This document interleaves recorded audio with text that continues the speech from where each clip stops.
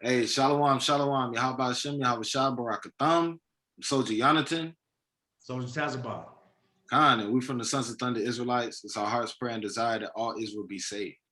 We want to go in today and deal with, a heritage loss, man, and how it came to be that we in this predicament that we in right now. So I'm going to go ahead and pull up the presentation on the screen.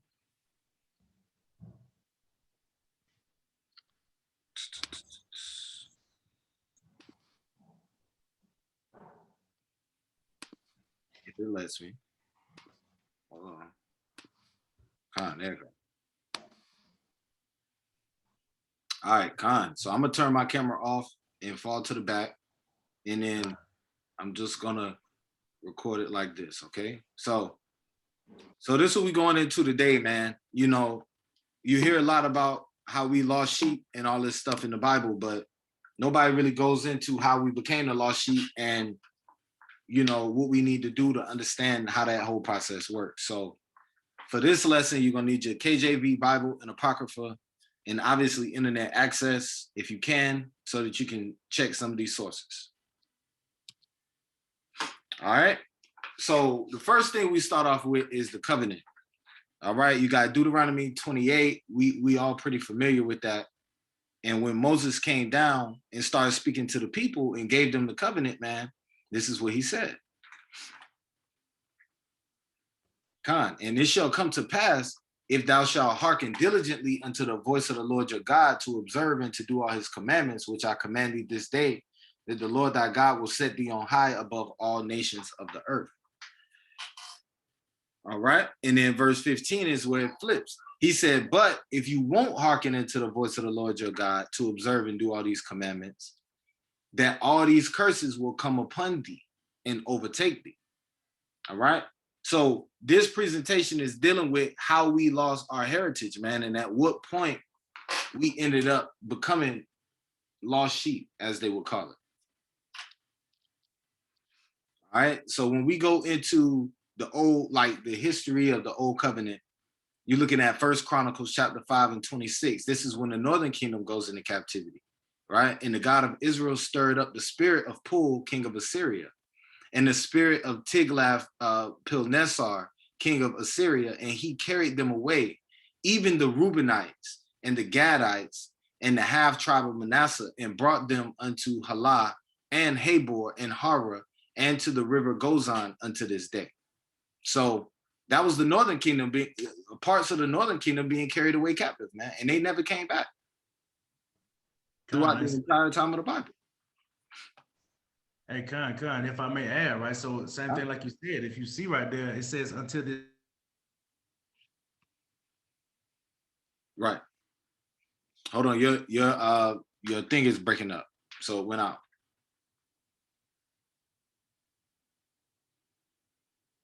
But Khan, what he was gonna say, I don't know if it fell off or if he's still on, but what he was saying was, it says until this day.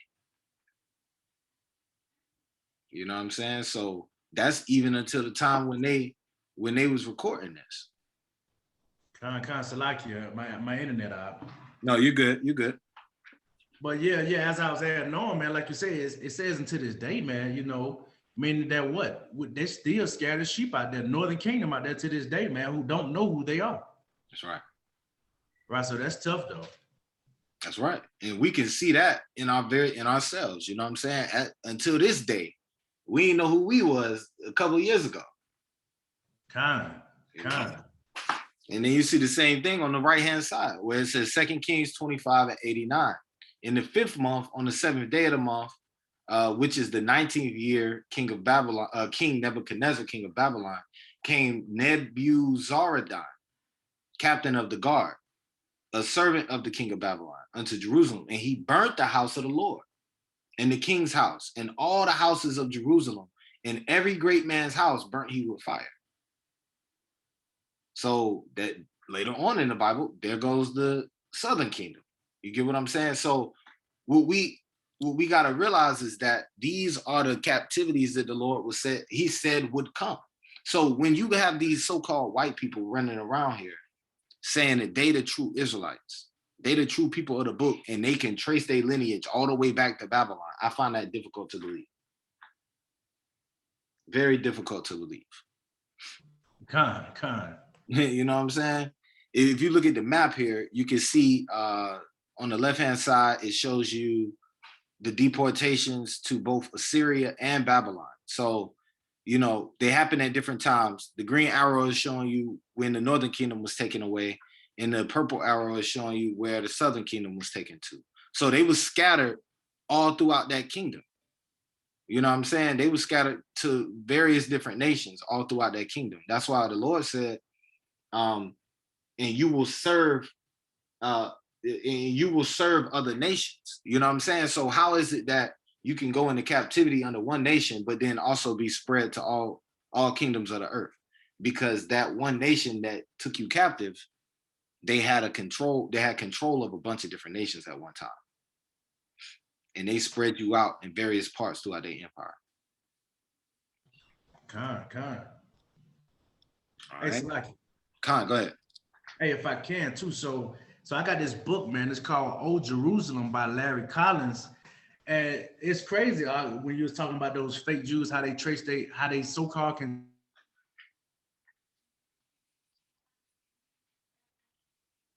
Right, it went out again. I'm gonna keep talking just to get up the white space till you get back. And so another thing you could look at on this map is on the right-hand side, right? You can see the map of the Assyrian Empire.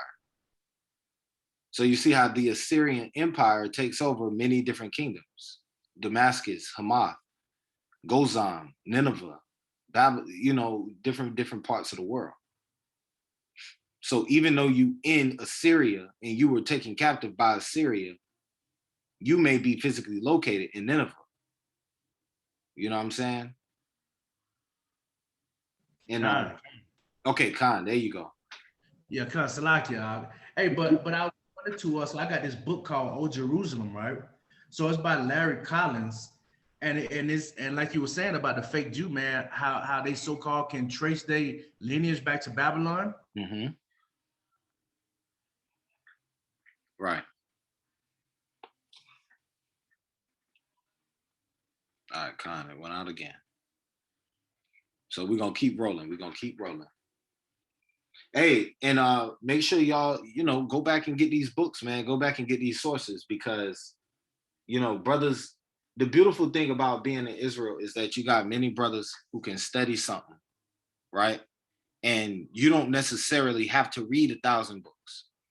You got a brother over here who reading this book. You reading this book. Y'all come together, put y'all information together, man. You know what I'm saying? So go back and get that book, Larry Collins. So right here, we got Ezra and Nehemiah. All right. And so the reason we want to see this is because Ezra and Nehemiah are in charge of the rebuilding of the kingdom. And in order for them to establish their own stuff and bring us back closer to what we need to be at, they're gonna have to implement some things that, you know what I'm saying, they gotta put some things in place in order to get our people right. So let's take a look at this now. I'm gonna pull Nehemiah chapter 1 and verse 1.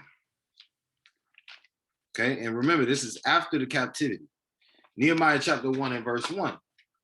The words of Nehemiah, the son of Hakaliah, and it came to pass in the month Kislev, in the 20th year, as I was in Shushan the palace, that Hanani, one of my brethren, came, he and certain men of Judah, and I asked them concerning the Jews that had escaped, which were left of the captivity, and concerning Jerusalem. And they said unto me, the remnant that are left of the captivity there in the province are in great affliction and reproach. The wall of Jerusalem also is broken down, and the gates thereof are burned with fire. So look at this, man. They came through, they burnt all of our stuff, they destroyed all of our stuff. And just as we read in that precept in 2 Kings, you know, they came and burnt every great man's house. They burnt every house in Jerusalem that they could find, man, because this is what they would do in the ancient world. You know, not only was it good enough to come and take over your city, but they had to come and show their power as well. They had to destroy your temple to show that their God was stronger than your God. It was certain things they was doing. So just imagine yourself being during this time period and you trying to hold on to the elements of your culture to keep you close to the Most High, and somebody come out of left field and burn your temple down. And then after that, they burn all the houses down. And then the great men in the city who loved the Lord and was doing all kind of other stuff, they killing them, putting them to death. You know what I'm saying? So that's going to shake your faith, man. That's going to put you in a tight spot. All right, so let's go to Nehemiah chapter 2 and 5. And I said unto the king, if it please the king, and if thy servant have found favor in thy sight, that thou wouldest send me unto Judah, unto the city of my father's sepulchres, that I may build it. And the king said unto me, the queen also sitting by him, for how long shall thy journey be? And when wilt thou return? So it pleased the king to send me, and I set him a time. Moreover, I said unto the king, if it please the king, let letters be given to me to the governors beyond the river, that they may convey me over till I come to Judah. So basically he's saying, hey, I need some people to go with me, man, because I don't want to get halfway out there and just be out here. You know what I'm saying? I don't want nobody to run up on me. So, and stop us from doing what we're trying to do. So give us some letters and sanction our trip. You know what I'm saying? Support our trip, basically. Verse 8. And a letter unto Asaph, the keeper of the king's forest, that he may give me timber to make beams for the gates of the palace, which appertain to the house, and for the wall of the city, and for the house that I shall enter into. And the king granted me according to the good hand of my God upon me. So look, when the Lord, when you trying to come back and reestablish your culture, rebuild what the Lord has said that you should have, he gonna put it on the heathen's heart to help you out, man. They're gonna get out of the way because the Lord is gonna soften their heart and make that thing happen. So this is the process where we at now, man. We in the process of building up the walls. You know what I'm saying? We use Esau's devices to learn the Bible in certain situations. Most of us have iPhones and Androids. We didn't create those, devices, but we using Esau's developments to build our culture, to get closer back to what the Lord wants us to do, So it's a beautiful thing, man. It's kind of both ways. Like, it's a sweet and a sour pill at the same time. Hey, Cont, Salakia. No, you good. Go ahead. Okay, Cont. Yeah. Hey, so it's heavy that you brought that up. So even with dealing with YouTube, man, Esau would have never thought, man, that brothers gonna bring out this truth and spread it worldwide through YouTube, man, through their own devices, man. That's right. That's right. Because if anything, Esau was trying to promote wickedness through YouTube. Cont, that's right. So that's the beautiful thing about it, man. We got to use these things, and we got to take full advantage of what the Lord has set up so that we can rebuild our culture, just like Ezra and Nehemiah. So I'm not even going to read the verses in Ezra, but you can read those. Ezra chapter 7, 1 through 10, and then Ezra chapter 8, 1 through 12, because it's going to show you what he did in order to establish that. What he found out, all right, cool. Here we go. We hitting the scene. We got to do X, Y, and Z. He laid down the law. They sat out there. They read the law in front of the people. They laid out the rules. They told everybody what they got to do. Oh, y'all got foreign wives? Cool. Y'all got to get rid of them. All right. So then, now we in the second temple period. So after Ezra and Nehemiah, right? And then after they finished building everything and rededicating everything, then now we in the second temple period from then on. So Luke chapter 19 is at the end of the second temple period. Verses 42 through 44. All right. Saying, if thou hadst known, even thou at least in thy day, the things which belong unto thy peace, but now they are hid from thine eyes. Okay, so what is Yahushua saying here? He's saying, if you had known what was going on during your time period, you would have acted different, right? And he's speaking of him coming to the earth. So if you had known what I came here for, you wouldn't have rejected me, and you would have done things a little bit different. Verse 43, for the day shall come upon thee, that thine enemies shall cast a trench about thee, and compass thee round, and keep thee in on every side, and shall lay thee even with the ground, and thy children within thee. Isn't this what we just read in 2 Kings? God. You see what I'm saying? So Hamashiach Yahushua is just showing you that curse coming back full circle yet again. So that's a cut. They brought this up on the study last night, but that's a cut to people who say we in the new covenant. If we in the new covenant after Christ came, then how did Jerusalem get destroyed after Christ came? God. That don't make no sense. Okay, so this is what Hamashiach Yahushua said was going to happen, man. Okay, and look at the highlighted part. It said, for the days shall come upon thee that thine enemies shall cast a trench, and they will compass thee round about, and they're going to lay you even with the ground. So what does that mean? That means they're going to burn everything down. Your children with thee, and you will not leave thee one stone upon another, because thou knewest not the time of thy visitation.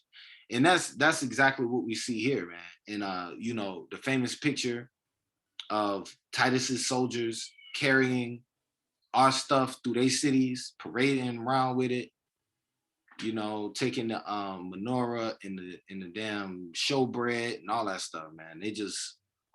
They're gonna get what they're gonna get, man. God, that's a fact. Con. So I'm gonna hit these. So Babylon and Timbuktu, you know, everybody done seen this. Page 84. In the year 65 BC, the Roman armies under General Pompey captured Jerusalem. In 70 AD, General Vespasian and his son Titus put an end to the Jewish state. So that's what we just saw. Now, what a lot of people don't know is after this, there were a couple of Jews left in the area. There was a couple of Israelites left in the area. And you can actually see it when you go to the next page, right? You go to that next page in that bottom paragraph. It says, under Roman suzerainty and power, the Jews of Asia and North Africa rebelled in AD 115. And I go into that in a different thing, but you even had Jews in Israel and Israelites still in Israel after 70 AD. And then when you get to about 135 AD, that's when you have what they call the Bar Kokhba revolt. And that's when they put an end to all Israelites in the area. And they basically kick them out, and we flee to various parts of Africa, which is why that last paragraph on the second page says that we was in Africa. And then here goes some more proof, right? The Ketos War. So once again, if they saying that we only went to Europe, they saying we only went to Europe after we left Israel, and that's the reason all the white people was in Europe. Then what happened to all the Jews that was in Africa, even in the first century? God. So they got to deal with that, you know. And the Ketos War is, well, you know, I got this off of Wikipedia, but all of the sources are there. You can click on the sources at the bottom of the page. All of the sources, I mean, nobody disagrees that this happened, right? So the Ketos War is the rebellion of the diaspora. And it was a major Jewish Roman, they call it Jewish, but it was a major Israelite and Roman war. And the rebellions erupted in 115 when the most Roman armies were fighting the Parthian War. And this was around the area of Cyprus, you know what I'm saying? Cyrene, Northern Africa, and then parts of Egypt. So they want to tell you that Rudolph Windsor was lying in Babylon and Timbuktu when he said that a whole bunch of Jews, over 1 million Jews went into Africa. But then what you see here is that it was a whole bunch of Jews in Africa. So how was he lying if it was a whole bunch of Jews in Africa? Like somebody got to make sense of that. Right, kind. All right. Hey, Salakia. Con, go ahead. Hey, just to add a little bit more to that last slide, right? So if you go and read the book The Roman Empire, the Empire of the Edomite by William Beeston, right? Hey, it's basically corroborating all that information on the Ketos War. right, dealing with the Jewish and Roman war. Con. Yeah, I gotta read that. Who wrote that one again? By William B. Stein. Con. Yeah, see, that's what I be saying, man. Like, that's the beautiful thing about Israel. It's always somebody who got the information, man, who got the sources. So we gotta lean on our brothers, man, like that. It's beautiful. All right. So then, of course, we get the classic, Jeremiah 17:4. Now, what the white Jews want to teach is this: the heritage is only the land.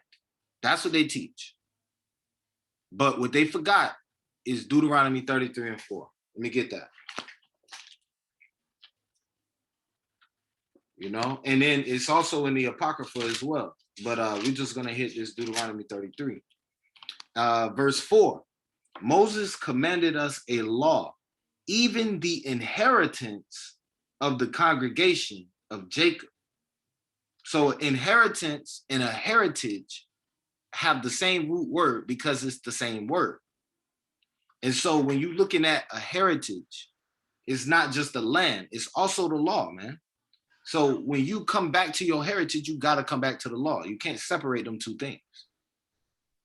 That's why the Lord says throughout the Bible, he says, when you come into the land that I swore unto your fathers, and then he give you a list of laws after that. Because getting the land and getting the law go hand in hand. Okay, and then of course you got the classic in Ezekiel 36:5. Therefore, thus says the Lord God, surely in the fire of my jealousy have I spoken against the residue of the heathen and against all Idumea, which have appointed my land into their possession.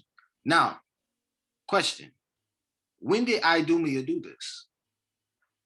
Like, if you look at Ezekiel, right?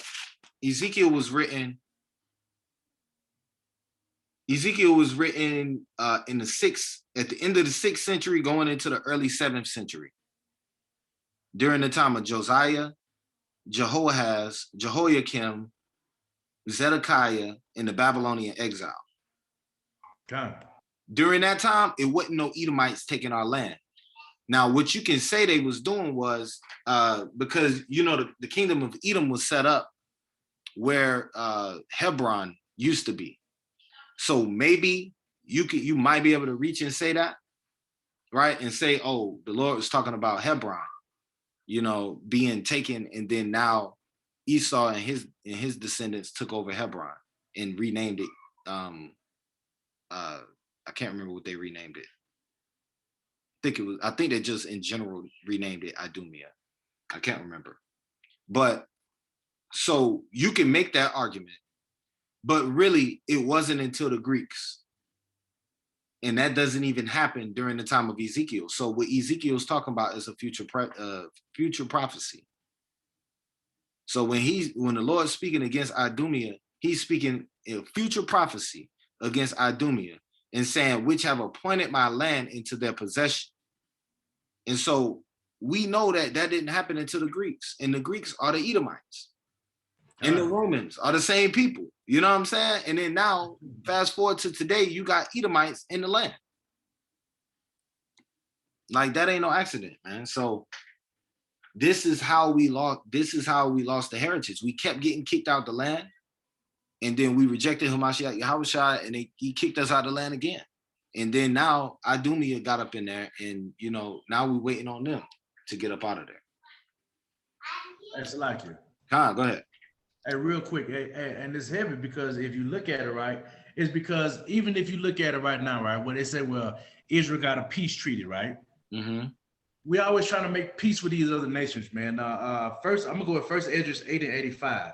Mm-hmm. It says, moreover, you shall never seek to have peace with them, that ye may be strong and eat the good things of the land, that ye may leave the inheritance of the land unto your children forevermore. Right, so it's just heavy that you're bringing that out. That's all I got out. Hey, that's nice. Because see, what did he say at the end of that? He said that you will leave your inheritance unto your children forevermore. So that's conditional. You gotta do X, Y, and Z for that to happen. All right. So then So now some people, you know, if you need proof that Edom is a historical people and, you know, different things of the Bible are historical, Edom is actually mentioned in sources outside the Bible. Okay, Edom is mentioned in Assyrian cuneiform, and you know 3 of its kings are actually known. So it's different. It's different things you can use to back up what's going on in the Bible. You don't necessarily always have to go to a precept because everything is already proven. But look at this. After the conquest of Judah by the Babylonians, Edomites settled in the region of Hebron. So remember I was saying that earlier. So this might be the one thing that you could try to point to and say, oh, this is what the Lord was talking about. He wasn't talking about what y'all talking about. But we know prophecy is 2 or 3-fold, right? And they prosper in this new country called by the Greeks and Romans Idumea. For more than 4 centuries, Strabo, writing around the time of Jesus, now Strabo is if I'm not lying, he's a Greek historian. Writing around the time of Jesus, held that the Idumeans, who identified as Nabatean origin, constituted the majority of the population of Western Judea, where they commingled with the Judeans and adopted their customs. So even as far back as the time of the Bible, Esau was slipping in there and adopting our customs. And we already know this because if you look at Herod was trying to be the king of the Jews, man. God. You know, how the hell you gonna be the damn king of the Jews and you an Edomite? So they always been trying, and me and my rib go through this all the time. It's a spiritual thing. They want their birthright back. They don't even know what they want. They just coming to get it from us. And spiritually, it's the spirit, it's that Esau spirit in them that's trying to get their birthright back, man. Okay, so Deuteronomy 32:26. I said I would scatter them into corners. I will make the remembrance of them to cease from among men. Now, what's the only way you can make the remembrance of somebody to cease? You know, you're gonna either have to wipe them out and destroy them, which the Lord said he would never do, or you would have to scatter them, separate them from their heritage, have them calling themselves Proverbs and Bywords, and they don't even know that they're the people. Now the memory of them has ceased to exist. You know, and then that's why you got white scholars running around here talking about the 10 lost tribes. Ain't nobody lost. You know what I'm saying? We know where we at. Hey, Con. Hey, Salakia. Con, go ahead. I don't know if you ever seen this book either, man. The 13th Tribe, man. Right. Arthur Kessler. Con. That's right. Like, they're just making up whatever, man. Hey, that's right. And that's a cut to them because that's one of their guys. Con. He's supposed to be on their side, but he telling the truth in that book. You know, and then they got who is Esau Edom, if you want to go look at that. Because who is Esau Edom and the 13th tribe, if you use them together, they break down how they came in and slipped in and took your heritage. Okay, so when you put all these things together, you see exactly how the Lord did this, man. And it was not for your destruction, but it was because we pissed them off. Now, notice right here, he said, I would scatter them into corners and I would make the remembrance of them to cease. And when you read Psalms 83, what's one of the main things that they said? He said, they have said, come and let us cut them off from being a nation, that the name of Israel may be no more in remembrance. So the Lord put the spirit on Esau, right, to come after us. And that's how he's punishing us. And their whole counsel is, yo, we got to make them forget that they was even a nation. That's wild, man. Con, that's tough. It's wild. Okay, so there you go, Proverbs and Bywords, man. And what are these Proverbs and Bywords? Hosea 1:10. Yet the number of the children of Israel shall be as the sand of the sea, which cannot be measured or numbered. And it shall come to pass that in the place where it was said unto them, you are not my people. That's the proverb and byword. Anything that you call other than the sons of the Most High, that's a proverb and a byword. But there it shall be said unto them, you are the sons of the living God. So in that same place where they put the proverbs and bywords on us, in that same place, they're going to realize that we the sons of the living God, man. Okay? And so this is all we teach, man. All we teach is how to return. When we go out there on the street, you know, Baruch 3:8, you know, Deuteronomy 30. This is all we teach. And so this is the only thing that matters, man. You got brothers who want to camp bang for various different reasons. None of that don't matter. If you're not teaching how to come back to this covenant and how to get back to your heritage, then whatever you're talking about don't matter. Hey, Cont, it's like you. Cont, go ahead. Hey, if I can too. So, and that's another reason why, you know, when brothers go out there and teach it, man, why it's imperative and important for brothers to really be able to break down, you know, Deuteronomy 28, man, because that's really spiritual, man. Right. All right, and that's kind of the key to it all, man. You coming back to your heritage, man. That's right. Because Moses say, he said, if you, matter of fact, we got to read it now. That's beautiful. Deuteronomy 30. I think this is the last precept. Yeah, this is the last precept. Deuteronomy 30 explains exactly what the brother just said, man. Shalaki. Pages always stuck together in this Bible. All right. Deuteronomy chapter 30, verse 1. And it shall come to pass when all these things are come upon thee, the blessing and the curse which I have set before thee, and thou shalt call them to mind among all nations, whither the Lord thy God hath driven thee. So that's you in the various parts of the earth right now. That's you bringing these things to mind, man. Verse 2, and shalt return unto the Lord thy God, and shalt obey his voice according to all that I command thee this day. So Moses didn't say, when you come back to your senses, then you're going to start keeping the laws of Christ. No, he didn't say that. He didn't say, when you come back to your senses, you're going to be under grace. He didn't say none of that. He said, you're going to come back and keep these commandments that I'm commanding you this day. Thou and thy children with all thy heart and with all thy soul, that then the Lord thy God will turn your captivity and have compassion on you, and will return and gather you from all the nations, whither the Lord thy God have scattered you. So this is what we dealing with, man. That's the whole playbook right there. No matter what happens, no matter how far you got away from the covenant, it's always hope to come back, man. And that's the gospel. You know what I'm saying? That's the whole story of the Bible. So, hey, I hope y'all brothers and sisters was blessed. Y'all have a good week, man. Yahweh Shem, Yahweh Shah Barakatham, and Shalom. Hey, shalom, shalom.